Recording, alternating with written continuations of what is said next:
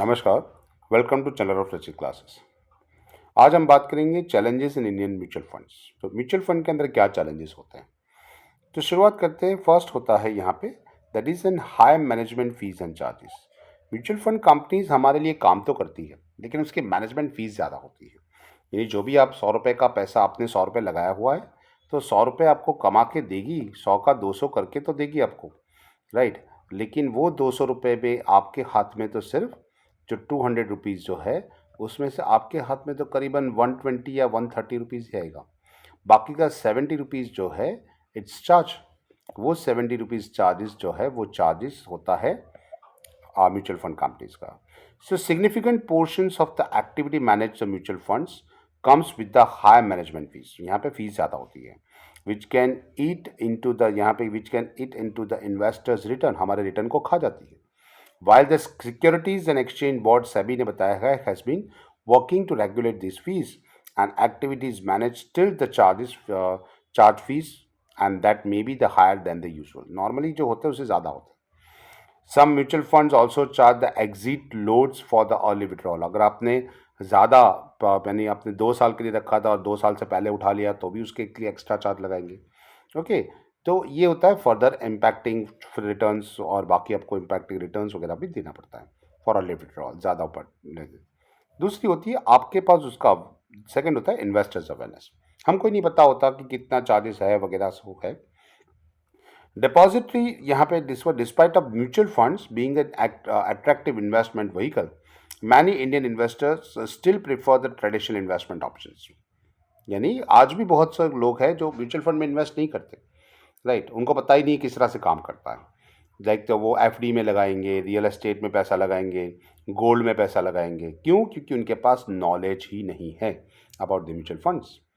और investors often unaware of the various types of the mutual funds. यानी equity funds क्या होते हैं, डैप फंड क्या होता है, हाइब्रिड फंड क्या होता है, उनके बारे में पता ही नहीं होता।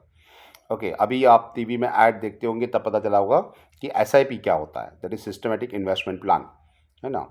तो लेकिन ये भी चीज़ लोगों को ज़्यादातर नहीं पता थी पहले। So that provide discipline investing. यानी आपको पता चलेगा कि हर महीने आप एक फंड लगा के देखो तो एक लंबे अरसे के बाद वो काफ़ी अच्छा फंड हो जाएगा। सो इग्नोरेंस, लोगों का ये जो पता ही नहीं है लोगों को, okay, ignorance can cause the potential investors to miss out the wealth. इसकी वजह से आपकी वेल्थ नहीं बढ़ पाती। तो ये दूसरी चैलेंज है।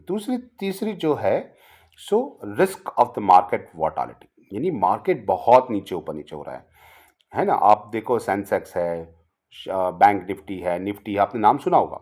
उसके अंदर क्या होता है, कभी वो एक पर्टिकुलर लेवल से ज़्यादा इतना बड़ा ऊपर चला जाता है और उसके बाद इतना डीप लगा देता है। आपने यहाँ पे इन्वेस्ट करना शुरू किया होगा तो आपके पैसे कम हो जाएंगे, है ना। तो बहुत सारे लोग हैं इसके भी, यहाँ से गिर रहा है, आप वापस ऊपर जाएगा तो यहाँ इन्वेस्ट कर लेंगे, सो वापस नीचे चला जाता है। जहाँ पे वो एग्जिट कर लेंगे वापस उससे ऊपर चला जाता है। तो ये जो चीज़ है इसे कहते हैं वोटालिटी, यानी ज़्यादा movement. So mutual funds and particularly equity funds are subject to the market risk. उसमें मार्केट रिस्क ज़्यादा रहता है। ओके, फॉर इंस्टेंस जैसे कि Donald Trump won USA election, उन्होंने जीत लिया and gold prices went down और गोल्ड प्राइजेस कम हो गई। That can experience significant fluctuations during the period of market volatility. बहुत सिग्निफिकेंट चेंजेस होते हैं, market going ups and downs, बहुत ज़्यादा प्लस माइनस होता है। And that the market risk unavoidable risk, यहाँ पे रिस्क ज़्यादा रहता है। So investors in equity mutual funds may also face a risk associated with the sectoral imbalance and the poor management decisions. ये बात भी सही है कि यहाँ पे जिस म्यूचुअल फंड कंपनी को आपने पैसा दिया है ना, दैट इज़ वो एएमसी, यानी वो एसेट्स मैनेजमेंट कंपनी जो है, अगर उसका कंक्लूजन्स, उसके डिसीजंस गलत हो गए तो आपके इन्वेस्टमेंट की तो वैल्यू कम हो जाएगी। ओके, और बाय द फंड मैनेजर्स जो है उन्होंने ये पैसा कम कर दिया। लेकिन अगर उसका सही डिसीजंस रहा होगा तो गिरते हुए मार्केट में भी आप पैसा बनाओगे और ऊपर जाते हुए मार्केट में भी पैसा बनाओगे, राइट। तो ये मार्केट में जो वॉटालिटी है, ज़्यादा से ज़्यादा इसके अंदर प्लस माइनस होता रहता है। ये एक दूसरा उसका चैलेंजेस है। दूसरा है कस्टमाइजेशन। आप अपने तरीके से नहीं मिला सकते उसको। This many mutual funds offer the one side fit to all investment strategy. कोई लोग हैं कि भाई रिटायर्ड पर्सन, मिस्टर एक्स है जो रिटायर्ड हो रहे हैं, उसके पास 50 लाख रुपए आए हुए हैं, है ना, 50 लैक्स। अब बोल रहा है कि भी मुझे 50 लैक्स इस तरह से लगाना है कि मुझे हर महीने अब मेरा घर चलाने के लिए, है ना, so for day to day expenses हर महीने मुझे 50,000 रुपये चाहिए, 50K चाहिए। चलो 50K नहीं तो हम उसको बना देते हैं 25K, 25,000 रुपये उसको मिले, उस तरह से उसको फंड लगाना है। तो बोले नहीं, हमारे पास ऐसी कोई स्कीम नहीं है, हमारे पास ये एक ही स्कीम है। सो कस्टमाइज स्कीम नहीं है। वाकई फ़िलहाल तो अभी मार्केट में बहुत सारी स्कीम्स अवेलेबल है, मिल गई है ऐसी स्कीम्स, लेकिन इनिशियली क्या था, ये जो एक प्रॉब्लम थी कि यहाँ पे mutual fund one size fit for all, which may not always align with the specific financial goals. आपका जो गोल है वो शायद यहाँ पे कंप्लीट नहीं भी हो जाए। Risk capacity of an individual investors, यानी यहाँ पे एक लो रिस्क, बहुत सारी चीज़ होती है यहाँ पे, अभी तो अवेलेबल है लो रिस्क, फिर होता है एवरेज रिस्क, है ना, और होता है हाई रिस्क। तो आपको यहाँ पे ये अभी ऑप्शंस अवेलेबल है लो रिस्क में, एवरेज रिस्क में या हाई रिस्क के अंदर। पहले ऐसा नहीं था, तो आपके लिए एक ही था भाई, जो है यही है, आपको यही लेना पड़ेगा। So while customising the funds is available, they can often are limited, वो बहुत लिमिटेड होता है। आज भी हमारे पास 3-4 ही ऑप्शन है, ज़्यादा ऑप्शन नहीं है। Investors may not always find the mutual funds in a carter with their specific reach, उनकी ज़रूरत के हिसाब से नहीं हो, तभी भी ये चैलेंजेस है। बहुत सारे लोग इसलिए शेयर मार्केट में पैसा लगाते हैं लेकिन म्यूचुअल फंड में नहीं लगाते हैं। अच्छा, अब अपॉर्चुनिटीज़ क्या है? तो फर्स्ट है ग्रोइंग पॉपुलेशन इन एसआईपीज। आप देखो साल 2 साल, हर साल आप गूगल डेटा सर्च करोगे तो पता चलेगा कि लोग अभी ज़्यादा से ज़्यादा एसआईपी कर रहे हैं। एसआईपी जनरली कौन करता है, ऐसा ज़रूरी नहीं है, इट्स अ जनरल टॉक कि हम ज़्यादा से ज़्यादा जो मिडिल क्लास और लोअर मिडिल क्लास होते हैं उनकी फिक्स इनकम होती है, जो फिक्स इनकम ग्रुप्स वाले हैं, है ना, फिक्स इनकम ग्रुप। तो ये फिक्स इनकम ग्रुप वाले लोग जो होते हैं वो लोग एसआईपीज करते हैं। ओके, जो बिजनेस में होता है उनके पास तो फंड्स होता है तो वो लोग लगा देते हैं, लेकिन फिक्स इनकम वाले भी हर महीने 10,000 या हर महीने 50,000 रुपये या हर महीने 1 लाख कमाने वाले हैं, तो भाई बोलेंगे हर महीने मैं 5,000 रुपये अपना क्या करूँगा, इसमें लगाऊंगा, इस तरह से बनाएंगे। अगर ज़्यादा पैसा आ रहा है तो हर महीने 50,000 भी इन्वेस्ट करेंगे तो भी कर सकते हैं। So he gain the widespread acceptance in India, लोगों ने स्वीकार लिया है। SIP allowed the investor to invest the fix amount regularly, आप उसमें इन्वेस्ट कर सकते। दूसरा बेनिफिट है टैक्स बेनिफिट, भी आपको इनकम टैक्स पे करना पड़ता है, तो आप क्या करोगे, म्यूचुअल फंड में डाल दोगे तो इनकम टैक्स कम हो जाएंगे, है ना। सो अंडर सेक्शन 80C में आपको डिडक्शन मिल रहा है इनकम टैक्स के अंदर। सो यहाँ पे लोग इसके टैक्स बेनिफिट भी लेते हैं, और या फिक्स डिपॉजिट में या फिर पीपीएफ में इन्वेस्ट करते थे, है ना। The tax with the tax saving option है in fix deposit and PPF. अगर वो आपका ख़त्म हो गया है, okay, offering a low return, उनके पैसा भी कम मिलता है। जबकि ये बात आती है ELSS, that is tax benefit, that is equity link saving scheme, ELSS as emerge and attractive options for the investor. दोनों फायदे हो जाते हैं, आपको अच्छा रिटर्न भी मिल जाता है और साथ में टैक्स भी कम हो जाता है। उसके बाद होता है डिजिटल एसेस। पहले क्या था, अपने पैसे दे दिए लेकिन आप अपने पैसों के ऊपर वॉच नहीं कर पाते थे। आज म्यूचुअल फंड है आपके पास, ये डिजिटल प्लेटफॉर्म है आपके पास, तो आप वहाँ पे उसको मॉनिटर कर पाते हो। So investors have become a more accessible due to the growth of the digital platforms. Zerodha, Groww, ये सारे प्लेटफॉर्म्स हैं जहाँ पे आप देख सकते हो आपका पैसा कैसे बढ़ रहा है ना। And allow to investor to invest in mutual fund, easily invest भी कर सकते हैं। ओके, ट्रैक दर इन्वेस्टमेंट, आप अपने इन्वेस्टमेंट चेक भी कर सकते हो।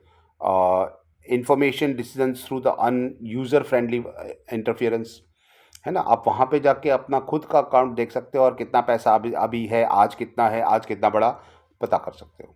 तो ये डिजिटल शिफ्टिंग के कारण आपका और एक इनपुट है, lower the end barriers to the entry. Okay, और लोग माइंड समझ सकते हैं उसको यहाँ पे किस तरह से होता है। उसके पास है diversification of risk mitigation, that is in reducing risk कम हो गया। म्यूचुअल फंड क्या करता है, investor to achieve the diversification of their portfolio, यानी थोड़े बहुत पैसे डैप्स फंड में लगा देगा, थोड़े बहुत पैसे इक्विटी में लगा देगा, थोड़ी बहुत एफडीज कर देगा, जैसे कि आपको इंटरेस्ट का लॉस ना हो, है ना। तो ये होता है रिस्क रिटर्न जो आपका है उस तरह से मैनेज कर देगा। स्टॉक्स में या बॉन्ड में इन्वेस्ट करेगा, specially important for the new small investors जो है, they do not have the knowledge और the capacity to build the diversified portfolio, उनका भी पैसा इस तरह से लगाया जाएगा। उसके बाद है नीच funds, that is an highly specified funds जो थे, तो उसके ऊपर फोकस किया जाता है। यहाँ पे है that is niche mutual funds क्या होता है, it's triggering the specific sectors and themes और ट्रेड्स, जैसे कि ऑटोमोबाइल सेक्टर है, बैंकिंग सेक्टर है, ओके, जो कि कैसे है सेक्टर्स है कि जहाँ पे रिस्क कम होता है, तो वहीं पे पैसा लगाया जाएगा। Okay, the sector focus fund जैसे कि टेक्नोलॉजी के अंदर, हेल्थ केयर के अंदर, है ना, थेरेपेटिक फंड्स है based on the long term, like then यहाँ लिखा हुआ है अर्बनाइजेशन या रूरल डेवलपमेंट, ऐसे फंड्स होते हैं, उसके ऊपर पैसा लगाएंगे, क्योंकि ये आपका और होता है कि वो ऐसे फंड्स के अंदर आपका पैसा लगाते हैं। और दूसरी लास्ट चीज़ बताए कि उसका आपको सपोर्ट मिलता है, सेबी का सपोर्ट है। Indian government and SEBI have been protective in strengthening the regulatory framework, और ट्रांसपेरेंट यहाँ पे मेंशन की है। आज से क्या होता है कि government promote the investment interest, government भी प्रमोट करता है कि लोग ज़्यादा से ज़्यादा सचिन तेंदुलकर से भी ऐड करवाएंगे और महेंद्र सिंह धोनी से भी ऐड करवाएंगे कि इन्वेस्टमेंट सही है, म्यूचुअल फंड सही है, आपने देखी होगी ads. So this regulatory support to make the mutual funds safer investment options, okay, और help to be build the confidence and the drive growth in the industry. Industry के अंदर पैसा भी मिलेगा, इंडस्ट्रीज भी ग्रोथ होगी, नई एम्प्लॉयमेंट अपॉर्चुनिटी भी क्रिएट होगी, आपका पैसा भी बढ़ेगा, सबको बेनिफिट्स होता है। सो इस तरह से होती है ये। यहाँ पे केस स्टडीज मेंशन की थी, mutual fund performance in the covid pandemic, किस तरह से काम किया। तो कोविड-19 के अंदर क्या हुआ था कि हमें पता था कि ज़्यादा से ज़्यादा लोग के पास पैसा कम था, काम नहीं था, तो crush in the stock market in early 20, Sensex lost around 40% is value matter in the weeks. So quickly recovered in the government stimulate the package, government package stimulate किए, वैक्सीन रोल आउट कर दी, global liquidity का conditions improve होने की वजह से थोड़ा बहुत वापस भी आ गया। So mutual fund with the strong equity focus, जो उन्होंने कह दिया था, equity specially the large cap and mid cap, okay, were able to recover all the post pandemic के अंदर ये सारा फंड्स उन्होंने रिकवर भी कर दिया था। यहाँ पे क्या था यह क्या किया था, ये values of the staying investors, आपके पैसे लगाए रखे, ऐसा नहीं कि पैनिक होकर उठा लिए। सो यहाँ पे investors sold there holdings on panic during the market crush हो गया तो उन्होंने पैसे उठा लिए, तो मार्केट और क्रश होने वाला था। और ये लोगों ने क्या किया कि यहाँ पे that is an subsequent rally के अंदर उन्होंने नहीं निकाला, who stayed the invested and continuously SIP was significant gain in market recover. जब मार्केट रिकवर उनका पैसा वापस बढ़ के आ गया, यानी ये था इन्वेस्टमेंट्स आपके पास म्यूचुअल फंड्स थे जो इन्होंने ऐसा काम किया। दूसरा, ये फ्लेक्सिबिलिटी प्रोवाइड किया। So investors had the flexibility to adjust their portfolio with their mutual funds, जैसे कि बता रखा है कि some fund managers shifted their focus on the sectors like the pharma, technology, FMCG which perform the well during the pandemic.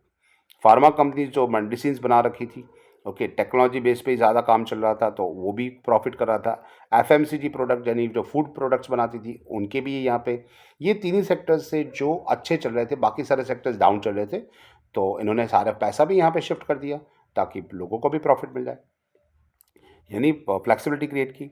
दूसरा बताया assets allocation का importance. Investors who follow the balance and the hybrid approach, that is equity में और debts के अंदर दोनों में invest किया, जैसे कि 50% इक्विटी में डाल दिया और 50% आपके पैसे लगा दिए क्या किसे डेप्स फंड के अंदर, यानी गवर्नमेंट कंपनीज के अंदर।